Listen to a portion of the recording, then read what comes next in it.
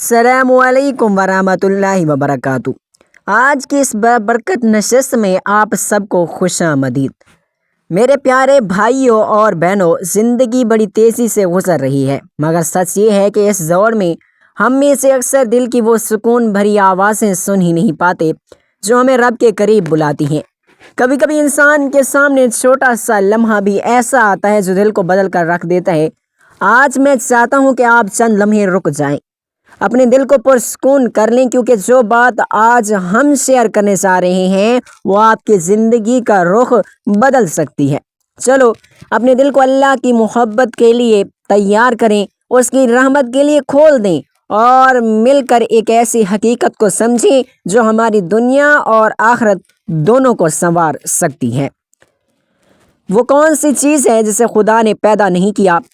ایک کافر بادشاہ نے چند سوالات لکھ کر مسلمانوں کو شرمندہ کرنے کے لیے خط مدینہ بھیجا۔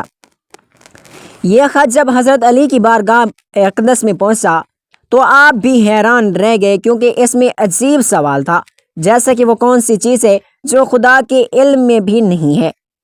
حضرت علی رضی اللہ تعالیٰ عنہ نے فرمایا، بسم اللہ الرحمن الرحیم۔ ناظرین، اللہ تعالیٰ نے حضرت علی رضی اللہ تعالیٰ عنہ کو عقل اور حکمت کی اس قدر عرفہ اور اعلیٰ صلاحیتوں سے نوازا تھا کہ جو مسائل دوسرے حضرات کے نزدیک پیچیدہ اور نارمل سمجھے جاتے تھے، انہی مسائل کو وہ آسانی سے حل کر دیتے تھے۔ اکابرین صحابہ اکرام رضی اللہ تعالیٰ عنہم اجمعین ایسے اوقات سے پناہ مانگتے تھے کہ جب کوئی مشکل مسئلہ پیش آ جائے اور اس کے حل کے لیے حضرت علی رضی اللہ تعالیٰ عنہ موجود نہ ہوں۔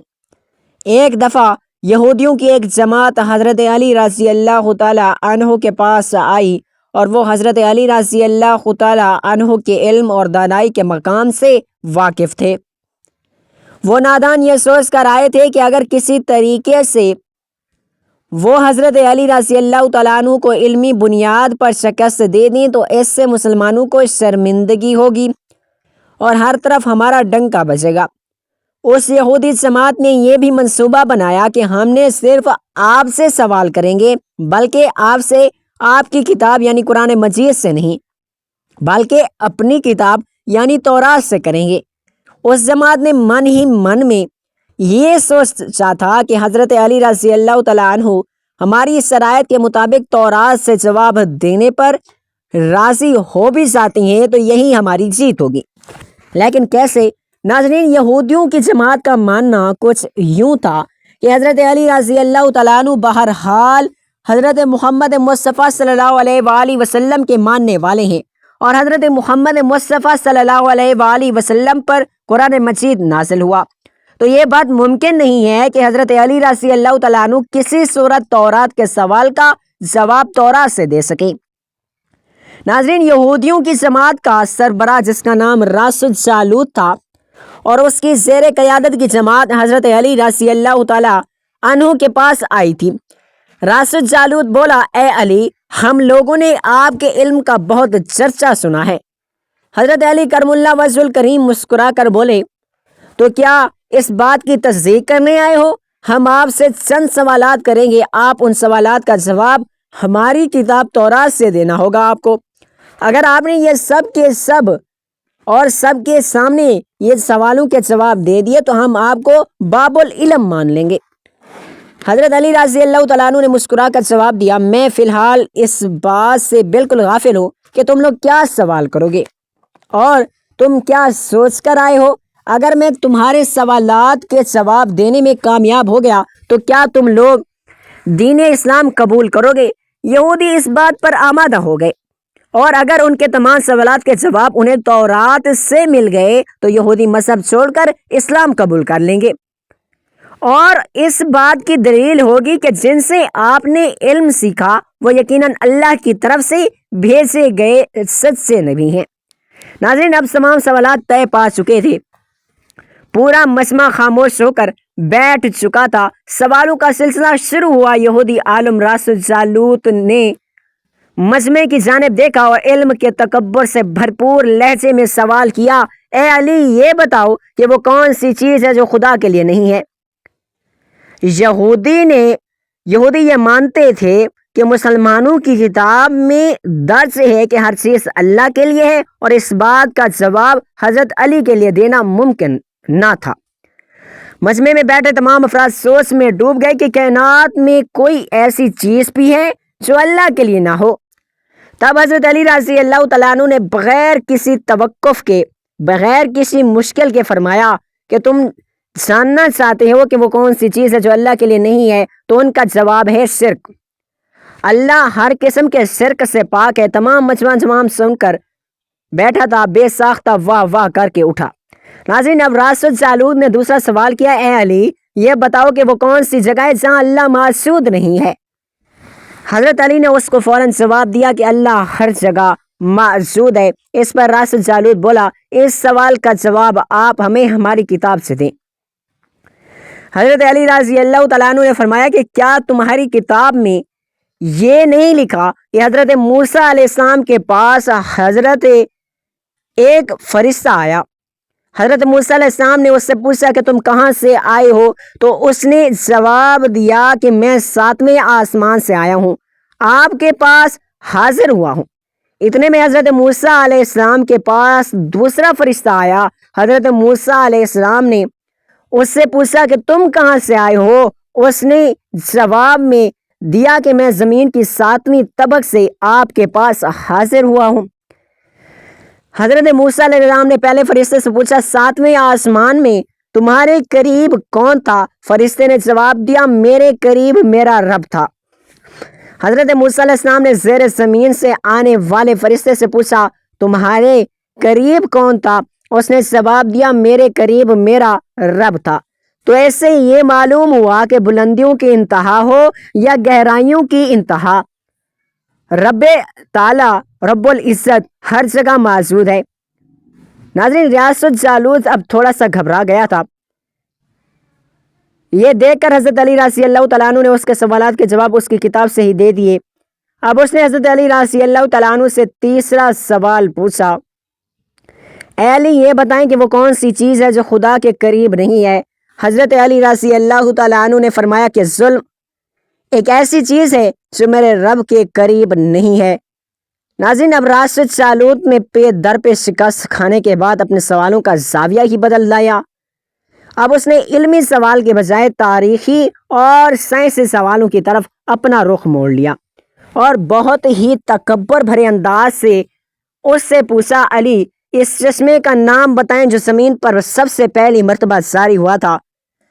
حضرت علی کرم اللہ وجہ الکریم بولے کہ اس چشمے کو چھوڑو، پہلے یہ بتاؤ کہ تمہارے دل میں کیا ہے؟ اور تمہارے دل میں یہ ہے کہ وہ چشمہ بیت المقدس کی ایک چٹان کی نیچے ہے۔ راشد جالود کے منہ سے بے ساختہ ہاں نکلا تو حضرت علی بولے کہ آج اپنی اصلاح کر لو، کیونکہ زمین پر پہلا بہنے والا چشمہ وہ نہیں جسے تم لوگ سمجھتے ہو، بلکہ زمین پر بہنے والا پہلا چشمہ وہ ہے جس سے حضرت خضر علیہ السلام نے پانی پیا، اور یہی وہ چشمہ ہے جس سے آب حیات جاری ہوا۔ ناظرین، راشد جالود اب مزید گھبرا گیا تھا۔ اس نے گھبراہٹ میں حضرت علی رضی اللہ تعالیٰ عنہ سے ایک اور سوال، تاریخی سوال کیا، اے علی یہ بتائیں کہ وہ کون سا پتھر ہے جو آسمان سے پہلی دفعہ اتارا گیا تھا؟ حضرت علی نے جواب دینے سے پہلے ایک جملہ کہا، یقیناً تم لوگوں کے ذہن میں پہلا پتھر وہ ہے جو بیت المقدس میں نصب ہے، لیکن تم اس بات کو کیوں بھول جاتے ہو کہ خانہ کعبہ بیت المقدس سے کہیں پرانا ہے اور حجر اسود اسی وقت نصب کیا گیا۔ خانہ کعبہ پہلی دفعہ تعمیر ہوا تھا اور وہ پہلا پتھر ہے۔ یہودی آپ کے جواب سن کر ہمت نہ کر سکے کہ انہیں غلط قرار دیں، کیونکہ وہ ہر جواب انتہائی دلیل کے ساتھ دے رہے تھے اور ان کی اصلاح بھی کرتے جا رہے تھے۔ اب کی بار اس راشد جالود نے ایک سائنسی سوال پوچھا۔ اس نے پوچھا کہ یہ بتاؤ کہ وہ کون سی چیز ہے جو مسلسل کم اور زیادہ ہوتی رہتی ہے؟ حضرت علی رضی اللہ تعالیٰ عنہ بغیر کسی توقف کے بولے کہ تم اپنے مال اور سال پر غور کرو، اور سال پر غور کرو، تمہیں خود ہی اس سوال کا جواب مل جائے گا۔ راشد جالود نے پوچھا کہ وہ کیسے؟ آپ نے فرمایا کہ وہ کوئی دن اگلے دن کے برابر نہیں ہوتا، اس طرح گزشتہ رات اگلی رات کے برابر نہیں ہوتی۔ یہی وہ دو چیزیں ہیں جو مسلسل کم اور زیادہ ہوتی رہتی ہیں۔ راس الجالوت نے جواب سن کر حضرت علی رضی اللہ تعالیٰ عنہ سے ایک اور سوال کیا کہ زندہ رہنے کی پہچان سانس لینا ہے یا کائنات میں کوئی ایسی چیز بھی ہے جو سانس لیتی ہے مگر زندہ نہیں ہے؟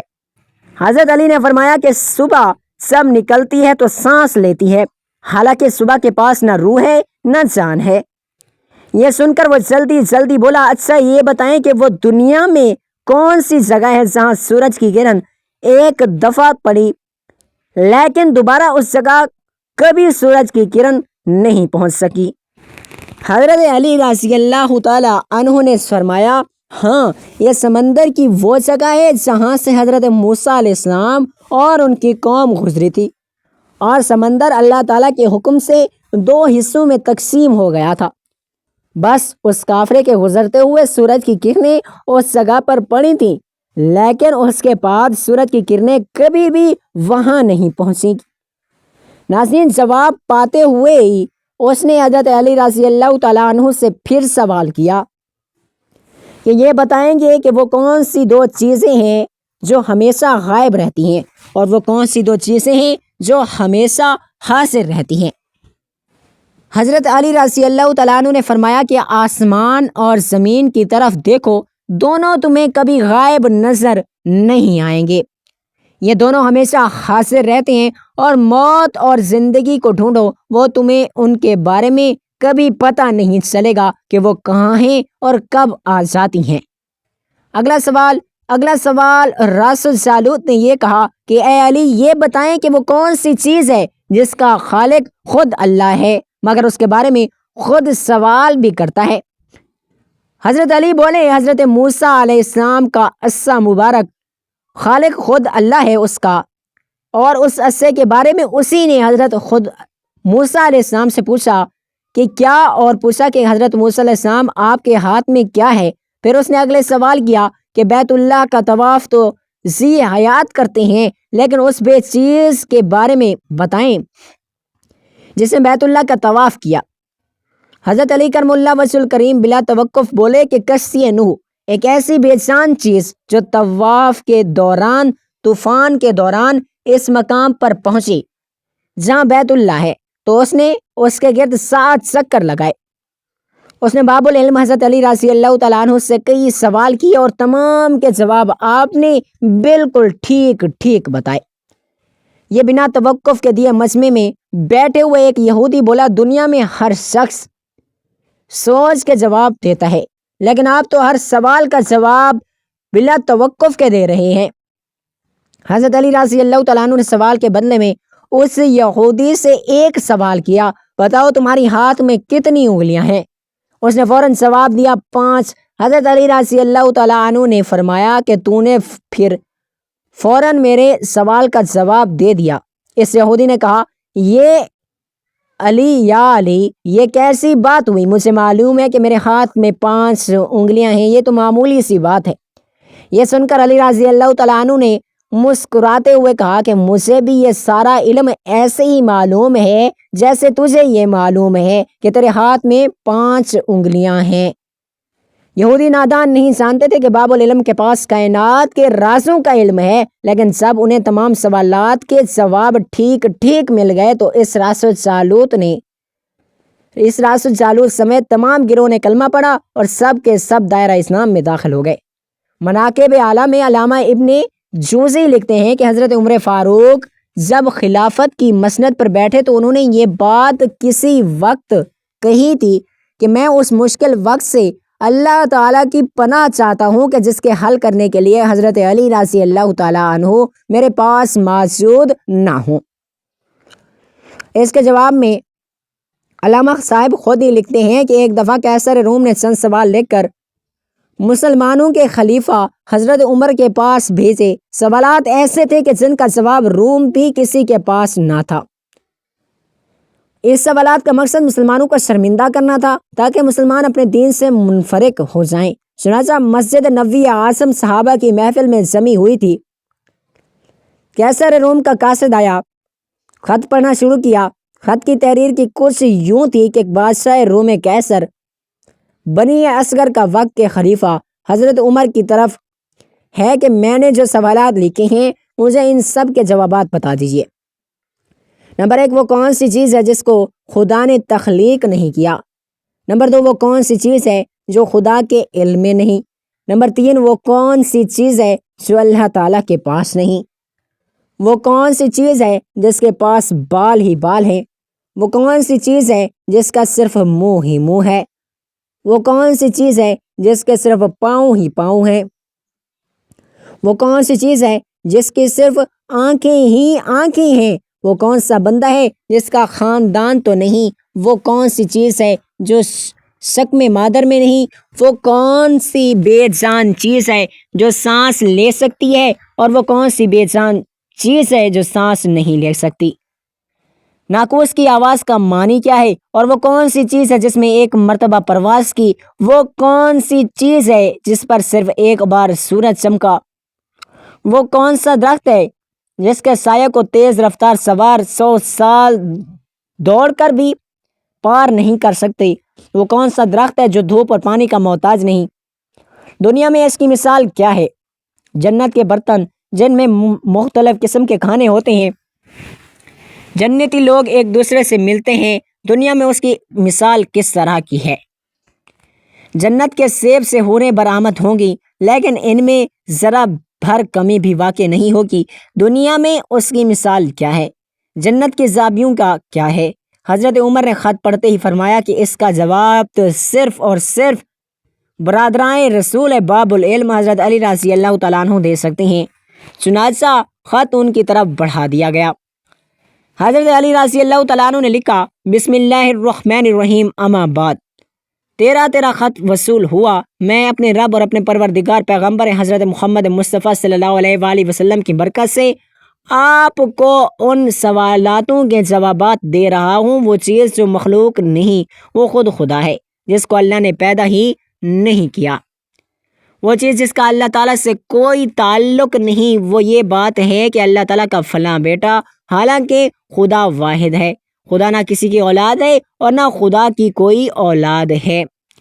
وہ جو چیز اللہ تعالیٰ کے پاس نہیں وہ ظلم ہے۔ اللہ تعالیٰ کا فرمان ہے کہ خدا اپنے بندوں پر کبھی ظلم نہیں کرتا۔ وہ چیز جو صرف بال ہی بال ہیں وہ ہوا ہے۔ وہ جس کا صرف منہ ہی منہ ہے وہ آگ ہے، اور وہ چیز جس کی صرف پاؤں ہی پاؤں ہے وہ پانی ہے۔ وہ چیز جس کی صرف آنکھ ہی آنکھ ہے وہ سورج ہے۔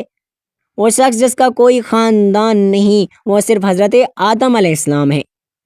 وہ چیز جو شک میں مادر میں نہیں رہی 5 ہیں یہ: نمبر 1 حضرت آدم علیہ السلام، نمبر 2 حضرت حوا علیہ السلام، نمبر 3 حضرت اسماعیل علیہ السلام کی قربانی کا دمبا، نمبر 4 حضرت موسیٰ علیہ السلام کا عصا مبارک، نمبر 5 حضرت صالح اسلام کی اونٹنی، اور وہ بے جان چیز جو سانس لیتی ہے وہ صبح ہے۔ ناقوس کی آواز سے معنی یہ ہے: حق ہے، حق ہے، ٹھہرو ٹھہرو، خدا عادل ہے اور سچا ہے۔ کوہ طور پر پرندے جس نے ایک مرتبہ پرواز کی تھی وہ دریائے نیل کی زمین پر سورج ایک چمار چمکا ہے۔ جس جگہ پر حضرت موسیٰ علیہ السلام نے اپنا عصا مبارک مار کر راستہ بنایا تھا، وہ درخت جس کو میں آ کر تیز رفتار کے ساتھ بھی چلوں تو 100 سال تک بھی پار نہیں کر سکا، شجر طوبی کا درخت ہے جس کو شاخ جنت کے ہر محل میں جاتی ہے۔ دنیا میں اس کی مثال سورج ہے جس کی کرن ہر جگہ پہنچتی ہے اور تمام زمین اس کی روشنی سے روشن ہو جاتی ہے۔ یہ وہ درخت ہے جو پانی کے بغیر اگایا تھا اور درخت ہے جو حضرت یونس علیہ السلام کے لیے اگایا گیا تھا۔ اللہ تعالیٰ نے ارشاد فرمایا کہ ہم اپنے پیارے حبیب کے لیے قدوں کی بیل لگاتے ہیں، جنت کے برتن میں بے شمار قسم کے انعامات ہوں گے اور وہ ایک دوسرے سے الگ الگ ہوں گے۔ ان کی مثال ہم دنیا میں مرغی کے انڈے کی دے سکتے ہیں جس میں سفیدی اور زردی دونوں پانی میں شامل ہو سکتے ہیں لیکن ایک دوسرے سے ملتے نہیں۔ جنت میں جو سیب عطا کیا جائے گا اس سے حور برآمد ہوگی، اس کی مثال ایسی ہے جیسے کہ سیب سے کیڑا باہر نکلتا ہے لیکن اس میں کمی واقع نہیں ہوتی۔ وہ چیز جو دنیا میں سب کے لیے برابر ہے چاہے وہ مومن ہو یا کافر ہو، لیکن آخرت میں صرف اور صرف مومن کو عطا کی جائے گی، وہ کھجور کا میوہ ہے جسے آخر میں صرف مومن ہی کھا سکتا ہے، جبکہ دنیا میں اس سے مومن اور کافروں دونوں کی یکساں استعمال کر سکتے ہیں۔ جنت کی چابیاں کلمہ توحید ہے۔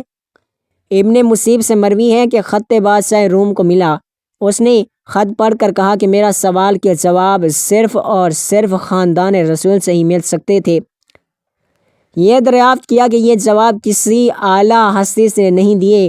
الچی نے جواب دیا کہ ان سوالوں کے جواب مولا علی ابن علی بن علی طالب رضی اللہ تعالیٰ عنہ، جس کو حضرت محمد مصطفیٰ نے علم کا دروازہ کہا ہے، اس شخص نے یہ جواب دیے ہیں۔ یہ خط پڑھنے کے بعد قیصر روم نے حضرت علی رضی اللہ تعالیٰ عنہ کو خط لکھا کہ مجھے آپ کا ہر سوال کیا ہوا خط مل گیا۔ وہ پڑھ کر مجھے یقین ہو گیا کہ آپ اہل بیت ہیں اور رسالت کا یقینی خزانہ ہیں۔